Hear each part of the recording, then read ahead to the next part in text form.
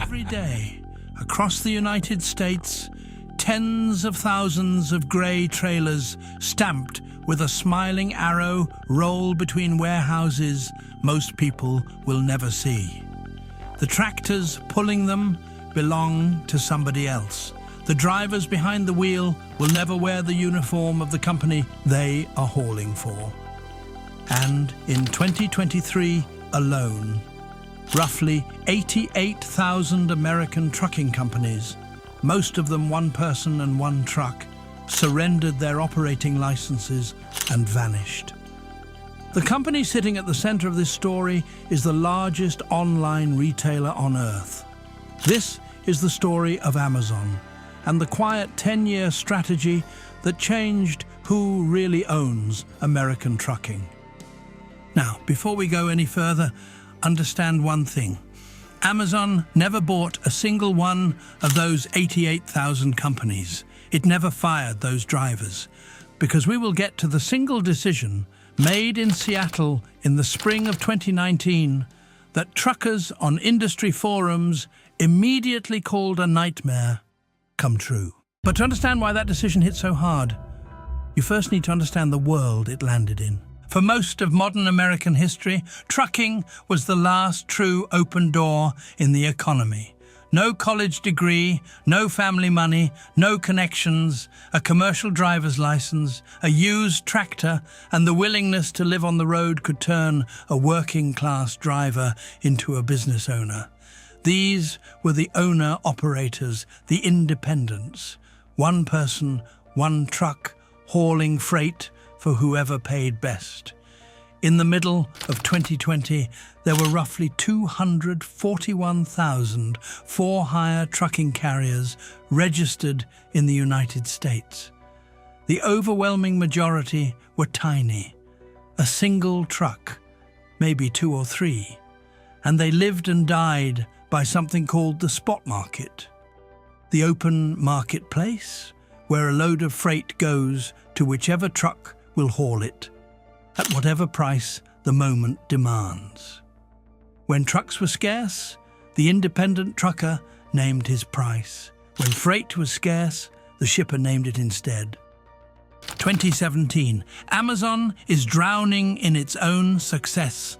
Prime is exploding, and the company needs to move staggering volumes of goods, not to your doorstep. That part gets all the attention, but between its own buildings. From fulfillment center to sort center, from port to warehouse. The industry calls this the middle mile, and it is invisible to customers. That year, Amazon quietly launches an app called Amazon Relay. But here is the part they don't advertise. The trucker provides only the tractor and the labor. Think about what that actually means.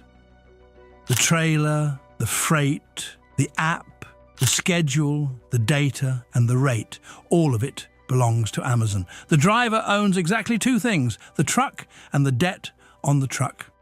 Amazon had found a way to plug independent truckers into its machine as interchangeable units of horsepower, not partners, capacity. And once you understand that, the next move makes perfect sense. April 26th, 2019. A web page quietly goes live at freight.amazon.com. No launch event, no announcement. Amazon has just become a freight broker, the middleman that connects companies who have freight with truckers who have trucks. It starts small, offering full truckload service in just 5 states: New York, New Jersey, Pennsylvania, Connecticut, and Maryland. But within days, analysts at FreightWaves look at the prices and realize what is happening. On one benchmark lane from Albany, New York, down to Washington, D.C., Amazon offered the haul for around $709 at a time when the average broker-to-carrier spot rate on that lane was over $1,000. FreightWaves described it as a free, marginless brokerage. One driver put the math plainly. If a lane pays $1,000 to the truck Amazon will move that same freight for $700 and be pleased to have you. Amazon publicly denied it was undercutting anyone, calling the analysis false. But the company's own financial reports told you how seriously to take the denial. In just the first 3 months of 2019, Amazon spent $7.3 billion on transportation. This was not a side project. Trucking had become one of Amazon's largest single costs on Earth, and Amazon does not tolerate costs it cannot control. So ask yourself the question that hangs over this entire story. If you own the truck, but somebody else owns the freight, the trailer, the app, and the price, do you actually own a business, or do you just own the debt? Or would you have stayed a company driver on a safe salary and watched the gold rush pass you by? Be honest about what you would have done with the information available at the time, not with hindsight. Put your answer in the comments, because the entire rest of this video is about what happened to the people who said yes. 2022. The music stops. Consumers, released from lockdowns, swing their spending back to travel and services. Freight volumes sag, but the trucks don't disappear. 500,000 carriers are now fighting over a shrinking pool of loads. And on the spot market, that means one thing: rates collapse, and they don't stop collapsing. By 2023, industry analysis put the average owner-operator's profit at around 3 cents per mile, about 2 cents per kilometre. 3 cents. Down from roughly a full $1 per mile just 2 years earlier. With fuel, insurance, maintenance, and truck payments running near $2 a mile for many small carriers, thousands of truckers were now hauling loads at a loss simply to keep cash moving, paying, in effect, for the privilege of working. Now, here is where Amazon's decade of groundwork stops being a story about one company's costs and becomes a story about power. Because in a collapsing market, guess where a desperate one-truck operator goes? To the load board that always has freight. Amazon's middle-mile network never runs dry. Its volume is tied to shopping, not to the freight cycle. Relay always has loads. Power only, drop and hook. Amazon's trailer, Amazon's terms, Amazon's price. The same platform that looked like a lifeline in 2019 had become, by 2023, one of the only games in town, and the house sets the rates. Amazon didn't need to squeeze anyone. It simply needed to be standing there with 70,000 trailers and endless freight when 475,000 carriers came begging. The market did the squeezing.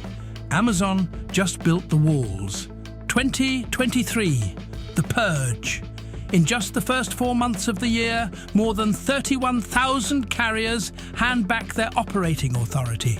By December, the count for the full year reaches roughly 88,000 trucking companies gone. The largest capacity destruction in the industry's modern history.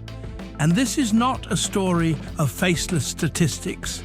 These are the drivers who bought trucks in 2021 at double the price, who watched the rate per mile fall below their cost per mile, and who did the math at a truck stop somewhere and realized the loan would outlive the business. Most never filed for bankruptcy. They just parked the truck, surrendered the license, and went back to driving for somebody else. The open door that trucking had always represented, the last industry where a working-class American could become an owner. Dan Lewis, a former Amazon executive who in 2015 founded a Seattle startup called Convoy. An app to match truckers with freight, a digital broker built to disrupt the old phone and fax middleman, Convoy raised over $900 million. Its investors included Bill Gates and Jeff Bezos himself. In April 2022, it was valued at $3.8 billion. This was Silicon Valley's chosen future of trucking, funded by the founder of Amazon. October 19th, 2023, Dan Lewis sends a memo to his remaining employees. It contains one of the bluntest sentences in startup history. Today is your last day at the company. Convoy shuts down, killed, in Lewis's own words. And here is what it means beyond trucking, because this was never just about trucks. What happened to the American owner-operator between 2017 and 2023 is the cleanest blueprint we have for how platform economics swallow an independent trade. First, a free tool that genuinely helps. The coal mine is everyone who works for a platform they don't control. So now, take a side, and I mean actually take one, in the comments, because this question splits the industry right down the middle. Was Amazon simply the smartest, most disciplined player in a brutal market that was always going to crash, doing openly what every shipper quietly wished it could do? Or was this predatory by design? A trillion-dollar company using bottomless pockets to reset the price of an entire profession, knowing exactly who wouldn't survive it? Smartest player or predator? One word or the other, in the comments. And if you drive or you drove, tell me the year you got in and the year you got out. Because those two numbers, more than anything I've said in this video, tell the real story of what happened to the independent American trucker.